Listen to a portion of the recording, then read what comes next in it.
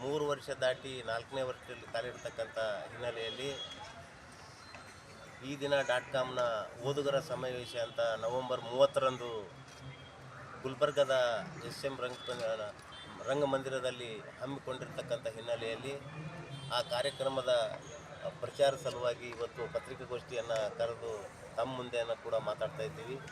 ಕರ್ನಾಟಕದಲ್ಲಿ ಯೂಟ್ಯೂಬ್ ಚಾನಲ್ನ ಮುಖಾಂತರ ಅಥವಾ ಸೋಷಿಯಲ್ ಮೀಡಿಯಾಗಳ ಮುಖಾಂತರ ಕರ್ನಾಟಕದಲ್ಲಿ ಅಷ್ಟೇ ಅಲ್ಲ ದೇಶದಲ್ಲಿ ಒಂದು ಕ್ರಾಂತಿಯನ್ನೇ ಆಗ್ತಕ್ಕಂಥ ಹಿನ್ನೆಲೆಯಲ್ಲಿ ಈ ಮಾಧ್ಯಮ ಕೂಡ ಕರ್ನಾಟಕದಲ್ಲಿ ಹಿಂದೆ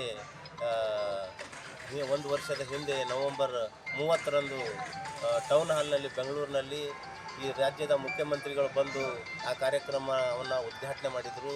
ಆ ಉದ್ಘಾಟನೆ ಆದಮೇಲೆ ಅದೇ 30ನೇ ತಾರೀಕು ಗುಲ್ಬರ್ಗದಲ್ಲಿ ಕೂಡ ಓದುಗರ ಸಮಾವೇಶ ಮಾಡಬೇಕು ಅಂತಕ್ಕಂಥ ಹಿನ್ನೆಲೆಯಲ್ಲಿ ಒಂದು ಕಾರ್ಯಕ್ರಮವನ್ನು ಹಾಕಿಕೊಂಡಿರ್ತಕ್ಕಂಥದ್ದು.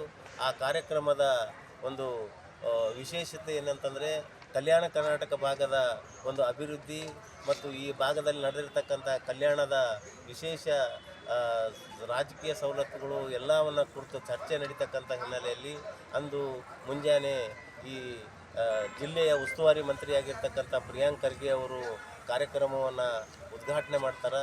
ಆ ಕಾರ್ಯಕ್ರಮದಲ್ಲಿ ವಿಶೇಷ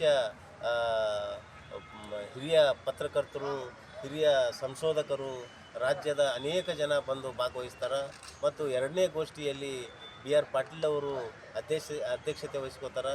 ಆ ಕಾರ್ಯಕ್ರಮದಲ್ಲಿ ವಿಶೇಷ ಉಪನ್ಯಾಸವನ್ನು ಖ್ಯಾತ ಚಿತ್ರನಟರಾಗಿರ್ತಕ್ಕಂಥ ಮತ್ತು ವಿಚಾರವಾದಿಯಾಗಿರ್ತಕ್ಕಂಥ ಪ್ರಕಾಶ್ ರಾಯ್ ಅವರು ಕೂಡ ಭಾಗವಹಿಸ್ತಾರೆ. ಆ ಕಾರ್ಯಕ್ರಮದಲ್ಲಿ ಈ ಜಿಲ್ಲೆಯ ವಿದ್ಯಾರ್ಥಿಗಳು ಮತ್ತು ರೈತರು ಮತ್ತು ಸಂಘಟನಾಕಾರರು, ರೈತ ಚಳವಳಿಗಾರರು ಬಂದು ಭಾಗವಹಿಸ್ತಾರೆ.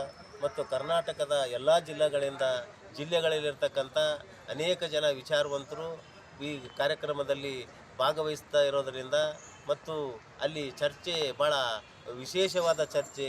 ಈ ಭಾಗದಲ್ಲಿ ಮುಂದೆ ಬರ್ತಕ್ಕಂಥ ದಿನಗಳಲ್ಲಿ ವಿದ್ಯಾರ್ಥಿಗಳ ಸಮಸ್ಯೆಗಳು ಮತ್ತು ಒಂದು ಉದ್ಯೋಗದ ಬಗ್ಗೆ ಹೆಚ್ಚು ವಿಶೇಷತೆಯನ್ನು ಕೊಟ್ಟು ಮಧ್ಯಾಹ್ನ ಗೋಷ್ಠಿಯಲ್ಲಿ ಆ ಕಾರಣಕ್ಕೆ ಪ್ರಕಾಶ್ ರಾಯವನ್ನು ಕರೆಸಿ ವಿದ್ಯಾರ್ಥಿಗಳಿಗೆ ಒಂದು ಸಂದೇಶವನ್ನು ಕೊಡಬೇಕು. ಆ ಕಾರ್ಯಕ್ರಮದಲ್ಲಿ ವಿದ್ಯಾರ್ಥಿಗಳು ಭಾಗವಹಿಸಿ ಚರ್ಚೆ ಕೂಡ ಮಾಡಬೇಕು.